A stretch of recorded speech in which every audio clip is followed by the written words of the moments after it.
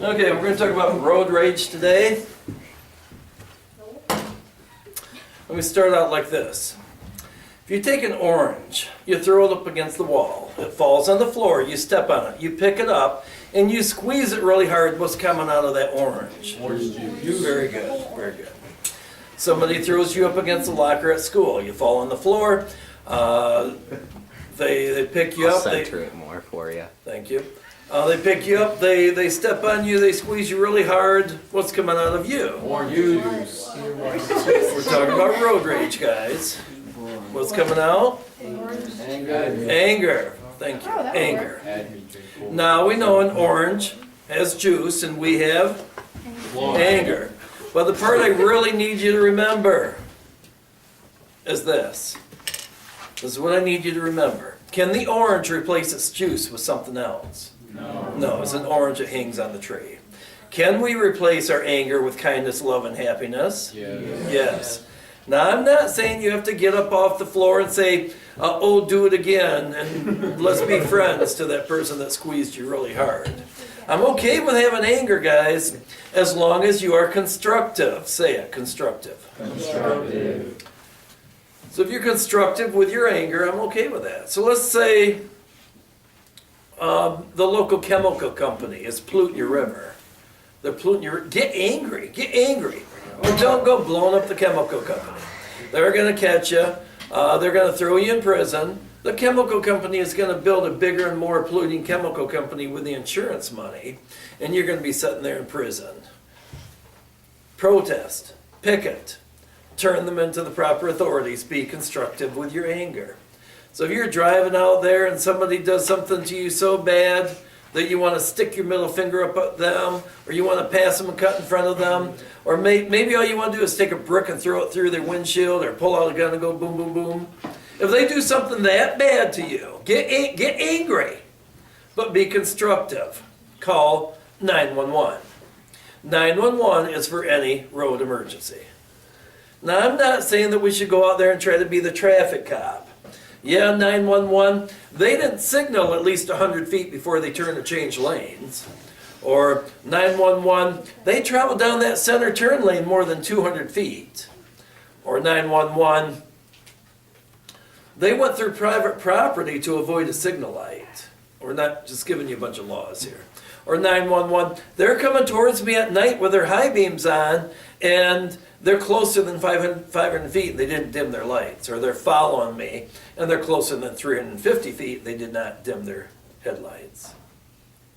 Or 911, they rolled through a stop sign. They didn't come to a complete stop. They sure didn't feel themselves go forward, backwards, forward. That's what a complete stop is. Or 911, there's a stopped emergency vehicle with their lights on. Tow trucks are included in this category. There's a stopped emergency vehicle with their lights on. And they could have separated by one lane, but they didn't. They just slowed down to a safe speed.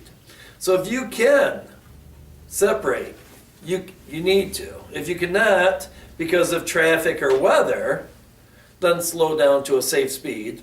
They are changing that law now to where when you separate, you have to slow down slower than 10 miles slower than what the speed limit is. Apparently that law just went through.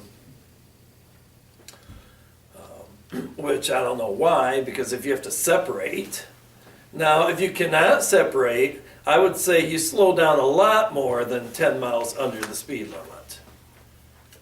I'm driving down the road. There's a cop pulled somebody off alongside the road, and I couldn't separate because there were oncoming traffic coming towards me.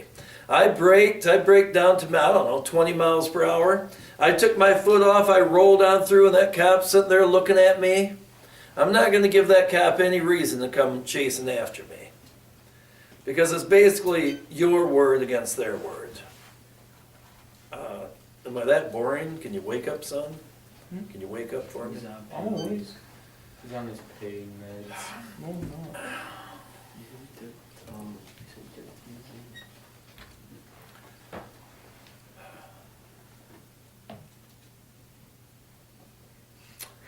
They say if somebody is following you, they say if somebody is following you, that you should take right turns. You go up and around the block, you take right turns. If they're following you, you shouldn't go home. Drive to a public place, drive to a police station. Now, with everybody having cell phones, you could probably just call 911 and say there's somebody's following me.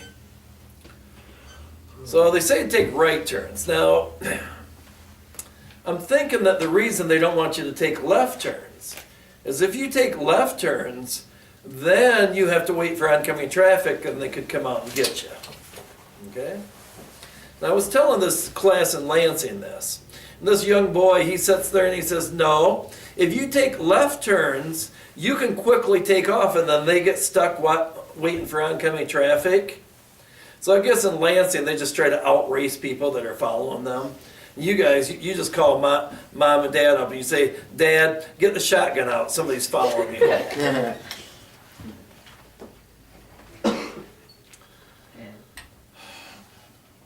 So they say, take right turns.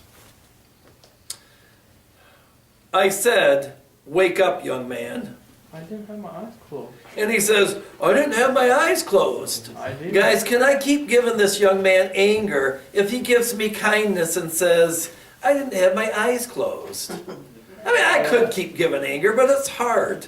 It's hard to give them anger when they give you kindness.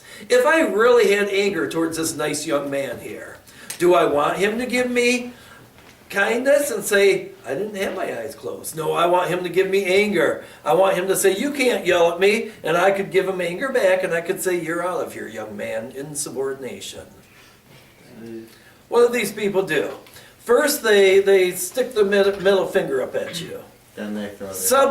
Subconsciously, they want you to stick yours at them. Then they get to pass you, cut in front of you. You pass them, you cut in front of them, then they get to throw the brick. Now this is probably Flint, Detroit area.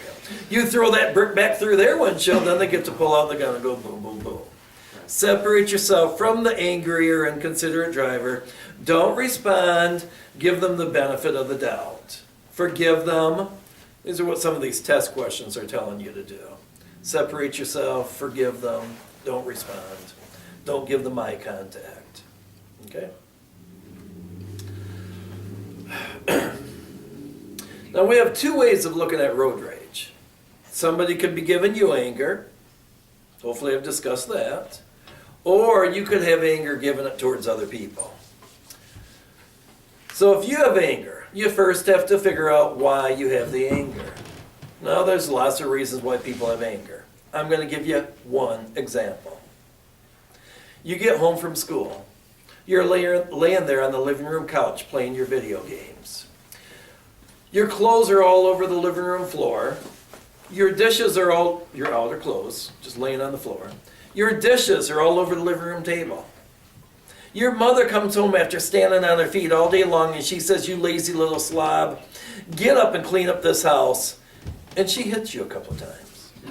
Guys, if my mom did that to me, I would have anger too, but now we know why we have the anger. So what do we want? We need to see ourselves as somebody that, let's go over the goals again. We need to see ourselves as somebody that goes home and cleans up the house. We do need to think about it all the time. We have to take it step by step. And what do we do every step of the way? What do we do? You guys don't remember this? Feel good. We feel good every step of the way. Oh yeah. We do have to make it easy to go after our goals. We do have to give something up. Give up something. And we have to ask questions to ourselves and other people. So let's take a look at this. So you need to see yourself as somebody that goes home and cleans up the house. You do have to think about it all the time. You got to take it step by step and feel good every step of the way. So when you're doing those dishes, you may have to lie to yourself and say, I like doing dishes. You got to make it easy to go after your goal. I can't get my hand down on those glasses. So I take a dish towel, stick it down in there, twirl it around to make it easy. You may have to give up your video games. And you have to ask questions to yourself and other people. Why is it that when I walk back into the kitchen to get another glass, why don't I take my glass back out there? And you ask other people questions. Mom, if I start cleaning up the house, will you quit hitting me and calling me a lazy slob? Guys, keep that house clean for a couple of weeks. Keep it clean, and if she's still hitting you, calling you names, then go ahead and ask her that question. Because if you ask her that question and that house is a mess, she's going to hit you even harder and say, you being smart with me, girl?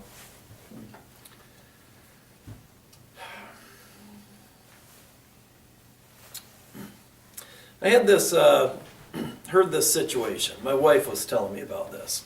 This guy that she went to school with, we'll call him Tim. I forget what his name was. Tim is sitting there driving down the road with his mother and with his wife. It's over in Ionia. He's just driving down the road. Joe, we'll call him Joe the gambler. Joe the gambler was mad at Tim. So I don't know what happened. Did Tim pass Joe and cut in front of him? Did Tim pull out in front of Joe? Whatever the reason was, Joe was mad at Tim. So Joe's probably honking his horn, saying, hey, you cut in front of me. Tim thought to himself, I'm going to pull into this car wash parking lot, and I'll just let that Joe guy go on through. Joe followed him into the car wash parking lot. Now, I assumed what happened there was Joe got out of his car. He had the anger, so he was probably yelling at Tim. Tim got out of his car. They're yelling at each other. Tim had a concealed weapon permit. He had a gun. Tim probably pulled out his gun and said, you want to mess with me? I'm carrying a gun for a weapon to protect myself. Joe sat there and said, you just threatened me with a gun. Joe pulled out his gun. They both shot each other. They both died. This is a true story, guys. I don't make this stuff up. Now, what I'm thinking here is this. If Tim did not have the concealed weapon, would Tim have taken right turns? Would he have went around the block? Would he have called the 911 and said there's somebody following me? Or was Tim sitting there thinking, I remember in my concealed weapon class, they told me that if I have an escape route, I better take it, otherwise I'm going to prison. Was Tim sitting there thinking, I'll pull into this car wash parking lot where there's only one entrance and exit, and then if I do have to defend myself, I'll have I can say I had no escape route? Might have backfired on him a little bit, guys. Okay? Now, I don't think an honest citizen, somebody that doesn't have any misdemeanors, domestic disputes, I don't think they should be denied the right to carry a weapon to protect themselves. So if you do this when you're 21, you can't have any mental problems. If you do this, guys, if you do get one, you use it as a last resort. Don't be sitting there thinking, okay, I'm going to pull in here and I can defend myself. Okay? Let's go over this thought. You're pushing your grocery cart down the Kroger grocery aisle. Somebody passes you, they cut in front of you. They stop and pick up a bottle of ketchup. Are you going to push them into the ketchup bottles and start taking those little safety caps off and start squirting ketchup all over them, swearing at them, punching them in the face? No, you're not, because you can see them, they can see you. So this is why there's so much road rage out there. Nobody knows who anybody is. If I'm driving my car that says Bertram Enterprises student driver, you know I'm a better driver than if I'm driving my old pickup truck. Now, I'm not saying that we should put our name on our car. Hi, my name's Susie. Here's my phone number. Call me up if you like how I'm driving, or even if you just like me, give me a call. No, guys, stranger danger. Don't go put your name and phone number on your car. Just understand that this is why there's so much anger out there. Nobody knows who anybody is. Now, there are people that can just look at somebody and yell at them and give them all kinds of anger. I know that I was over in Hastings. We were on a back road. This girl was driving. And I was talking on my cell phone. I was talking to my mechanic. Not for very long. I'm just talking to him, trying to find out what was wrong with one of my other cars. This pickup truck goes racing past us. And we're going up to the stop sign, and I see him getting out of his truck. He stopped at the stop sign, he's getting out. And I'm thinking, what the heck is this guy doing? So I stopped the car, and I stopped a good 10 cars back. He walks all the way back to my side of my car. I rolled my window down about that far. And he starts yelling at me. He says, do you know what the statistics are for teenagers talking on their cell phones, crashing and dying? I did not respond. He wanted me to respond. I did not. He says, my daughter took driver's ed, and I hope, by God, she didn't take it through you. I did not respond. He said a few more things, and then he walked away. Now, I could have very easily have gotten out of my car and said, who the heck do you think you are sitting there yelling at me like this? You're going to give this girl nightmares. I would have punched him. He would have punched me. We would have wrestled down on the ground. He would have concealed my concealed weapon. And he would have said, you're dead, cracker. And I would have said, no, you're dead, Trayvon. Now, you guys may or may not know about Trayvon Martin and George Zimmerman. So George was a security guard in some gated community. Trayvon was just walking through there. The story goes, well, we only have one person's story. We have George Zimmerman's story. He's saying that they got in a fight. They wrestled down, and Trayvon saw his gun. He was legally carrying a gun, and he said, you're dead, cracker. So George says, I had to shoot him. I guess what I'm trying to tell you guys is you don't go fighting people nowadays. You never know who's carrying a gun. I mean, they say knives are just as deadly. So, sticking your middle finger up at people, I mean, I see people do that all the time. Now, a middle finger doesn't do anything for me. They want to stick their middle finger up. It doesn't make me mad. There are people that get really mad about that. I mean, if I was some crazy guy that sat there and got mad because you stick your middle finger up, I could very easily follow you. You wouldn't even know. This one girl, I don't know, I think she was in her early 20s. She was in Lansing at some bar, and she lived probably about 20 miles from there, 20, 30 miles. These three guys from Detroit followed her home. She didn't know they were following her home. They went into her house. She was living with her dad and probably her mother. Her brother was in the bedroom sleeping. These three guys from Detroit went in there with knives and guns, robbed them, raped her, took her back to Detroit, raping her the whole way. They let her out at some motel. They caught them. At the trial, the newspaper article said, one of the defendants said, you should be lenient on us. We could have killed them all. So you might want to think twice, guys, before you start giving road rage to people. You don't know who you're dealing with. Flint, it's like 40 miles that way. The murder capital of the U.S., one of the top 10. Yeah, think twice, guys. So I guess what I'm doing is I'm saying to you, do what you can every day to reduce traffic fatalities. Have a good day. Like and subscribe. Like and subscribe.